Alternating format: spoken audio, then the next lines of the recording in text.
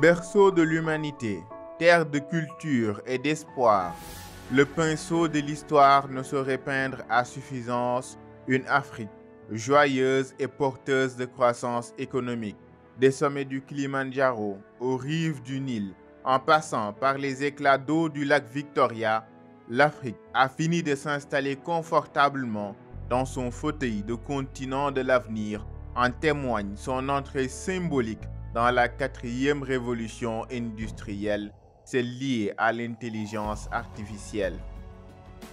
Pays de l'Ouest africain, le Sénégal est en passe de s'ériger en porteur du flambeau de la Renaissance africaine avec l'intelligence artificielle. Intelligence artificielle. Dégg rek laa ci am. Intelligence artificielle. noo ko waxeeti. Non mosuñu ko dégg. Tout ça répond au domaine de l'Internet. Moi, j'ai déjà du mal avec ma propre intelligence, alors l'intelligence artificielle, je sais pas, c'est lié sans doute à l'informatique, aux ordinateurs, aux nouvelles technologies, je pense. C'est des sortes de machines, hein, peut-être qui calculent, qui permettent de calculer. L'intelligence artificielle aujourd'hui, ce sont des méthodes mathématiques et informatiques qui permettent soit de prédire des choses, soit de les classer, soit de les reconnaître en gros pour parler simplement pour que les gens comprennent. C'est de reproduire l'intelligence humaine, mais à travers des méthodes simples de reconnaissance, de prédiction. L'intelligence artificielle fait l'objet de divers usages dans les secteurs de développement, à l'instar de l'agriculture, des finances, de l'éducation, de la sécurité, de la santé et tant d'autres.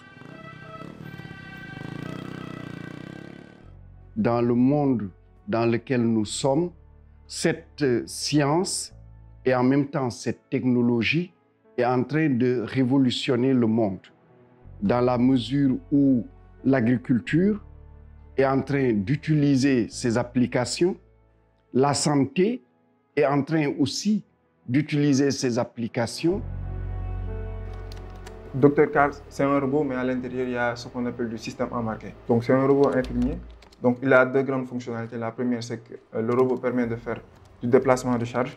La seconde fonctionnalité, c'est que le robot permet de faire de la télémédecine. Le fait de récupérer les données de température des patients, que ce soit le taux d'oxygénation et les autres, en les envoyant au niveau du médecin pour que le médecin puisse traiter ces données-là et prendre la décision. Donc ça, c'est l'IA qui nous permet, des algorithmes d'IA, plus précisément de machine learning.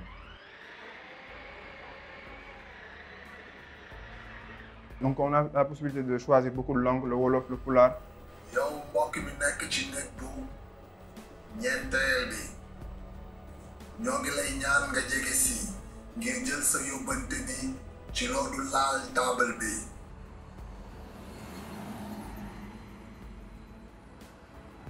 Afin de connaître un développement fulgurant et faire tache d'huile au sein des sociétés les plus reculées, l'intelligence artificielle doit occuper une place de prestige dans l'engagement citoyen.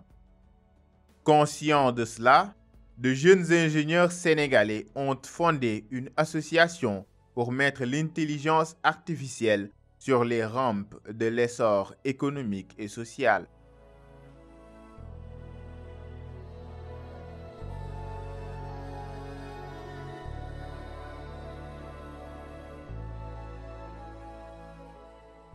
Galsen AI, c'est plus de 1500 personnes qui ont été influencées jusqu'à ce qu'ils se disent on va commencer à travailler dans le domaine de l'intelligence artificielle. C'est des jeunes du lycée, de l'université, c'est des directeurs. On va recevoir un financement, on ne l'a pas encore reçu, pour travailler sur un projet qui consiste à prendre les 3 langues les plus parlées au Sénégal. Et nous, on a identifié le Wolof, le Peul et le Serer, sur lesquels on va constituer des jeux de données. Il y en a des jeunes dans Galsen AI qui travaillent sur des modèles de lutte contre l'inondation. Des modèles, il y a 2 jeunes récemment qui ont travaillé sur un excellent modèle de prédiction du nombre d'infectés et du nombre de décès pour le Covid-19.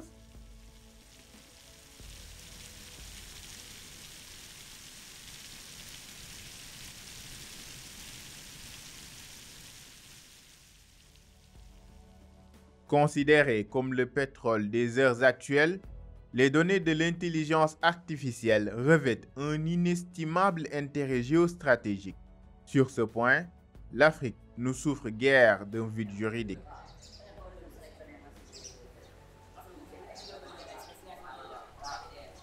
Les données ont plus de valeur que tout.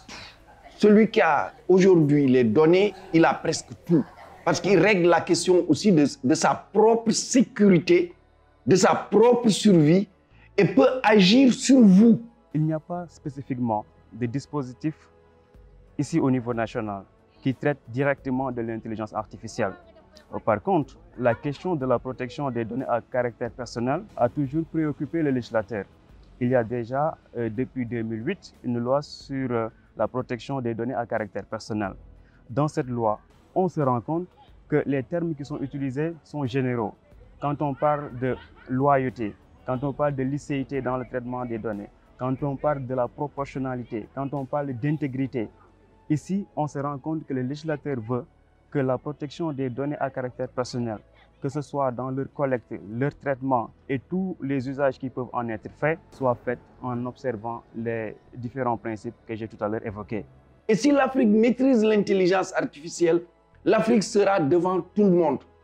Il faut que les enfants des collèges, les enfants des lycées, qu'on puisse leur apprendre, et ça leur est accessible, à coder, à programmer en langage Python et à l'utiliser pour développer des applications à leur niveau d'intelligence artificielle pour que ça devienne presque un jeu au niveau des écoles et dans la société. Absente aux heures de pointe du train des révolutions industrielles, l'Afrique s'est vite rattrapée avec la locomotive de la révolution numérique conduite par l'intelligence artificielle. Le Sénégal ne pouvait être un îlot de pauvreté technologique dans cet océan de richesses numériques. Il est bien au rendez-vous de l'intelligence artificielle et affiche de reluisantes perspectives. C'est donc dire que l'intelligence artificielle a fini de faire jaillir des entrailles de la terre-mère un espoir blanc dans un continent noir.